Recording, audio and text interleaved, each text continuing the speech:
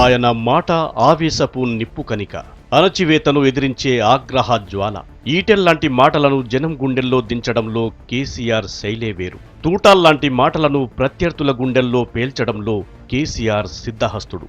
కానీ తెలంగాణ రాష్ట్రంలో తొలి అడుగు వేసిన రోజు కేసీఆర్ నోరు మూగబోయింది. మదిలో వేల భావాలున్నా బయటకు చెప్పేందుకు నోరు పెగల్లేదు. తెలంగాణ సాధించామన్న ఆనందం నిలువెత్తున ఉన్నా, అమరుల ఆకాంక్ష నెరవేర్చామన్న విజయగర్వం ఉన్నా, అమరుల త్యాగఫలం ముందు అవేమీ పైకి కనిపించలేదు.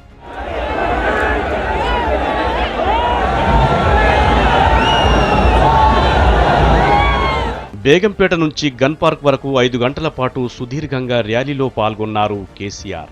విజయ సంకేతాలు చూపుతూ 2 చేతుల అభివాదాలు చేస్తూ తెలంగాణ వాదులను ఉత్సాహపరిచారు. గన్ పార్క్ దగ్గరకు చేరుకున్న తర్వాత కేసీఆర్ ఏం మాట్లాడతారా అని యావత్ తెలంగాణ ప్రజానీకం ఉత్కంఠగా ఎదురుచూసింది. కానీ అక్కడి వాతావరణమే వేరు. అక్కడ అంతా ఉద్వేగం, ఉద్విగ్నతే. మలిదశ తెలంగాణ పోరాటంలో తొలి అమరవీరుడు శ్రీకాంతాచారికి జోహార్లు అర్పించిన సమయంలో కేసీఆర్ కళ్ళు చెమర్చాయి.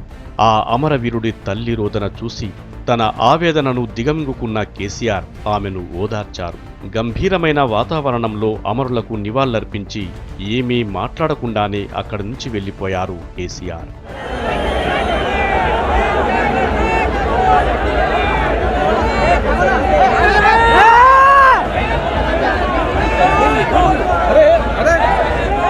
ఆ తర్వాత తెలంగాణ భవన్కు వెళ్లారు.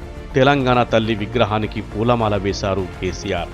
జై తెలంగాణ నినాదాల మధ్య టీఆర్ఎస్ సిద్ధాంతకర్త, తన మార్గదర్శి ప్రొఫెసర్ జయశంకర్కు ఘన నివాళి అర్పించి ఆయన్ను మనసులోనే స్మరించుకున్నారు. చిన్న రాష్ట్రాల సిద్ధాంతకర్త బాబాసాహెబ్ అంబేద్కర్కు నివాళులు అర్పించారు.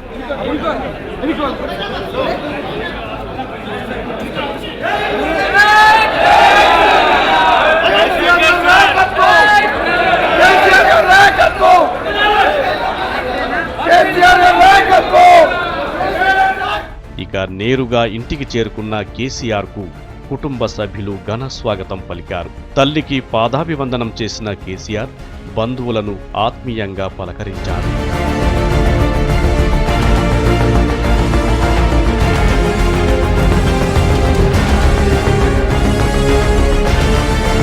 తెలంగాణ రాష్ట్రంలో అడుగుపెట్టిన తొలి రోజు కేసీఆర్ ఏం మాట్లాడలేదు.